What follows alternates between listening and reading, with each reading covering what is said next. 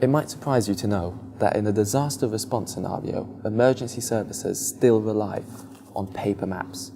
Well, it turns out that there's quite a good reason for this.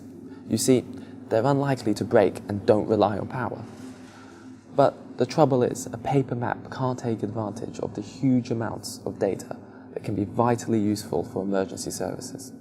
This data could be anything from current weather details to real-time traffic information. There must be a better way to get a ground-level viewpoint from the safety of the control room while still using paper maps. I'm Dennis Parchkov, an undergraduate computer science student at the University of Southampton, and I've created a method of augmenting paper maps with digital information to solve exactly this problem. The system I've created is elegantly simple. It comprises of a small, powerful projector driven by a tiny computer and uses a tablet as an interface device. All the parts can be easily packed and transported in a waterproof Pelly case about this big.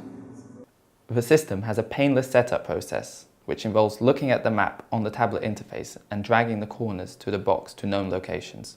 No special lighting or expert knowledge is needed, which means a dedicated technician isn't required. Even if someone moves the map, it only takes a few seconds to run the alignment again.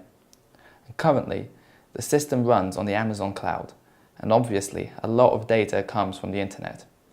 But if the cloud or the internet goes down, you can run it locally on a tiny computer, and even if the power is cut, you still have the paper map to work with.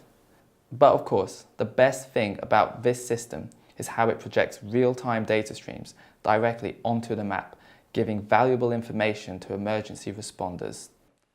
I've used dynamic visualization to really enhance the data that's projected. For example, flowing arrows for wind speed. Traffic can be viewed just like on Google Maps, and population density can be overlaid. Often, in disaster response, maps can have missing or incorrect information. For example, a missing water source or a new traffic layout. This information can be easily projected to ensure the latest information is always used. Another great data stream is any kind of object tracking, for example, people, vehicles, or aircraft. In fact, with this system, you can augment maps with almost any kind of data stream. I'm just a second-year undergraduate and I've never set up a business before, but I think this system could really help the emergency services and other organizations that are still using paper maps and need to visualize digital data. I'm keen to develop this system to a point where it's really making a difference.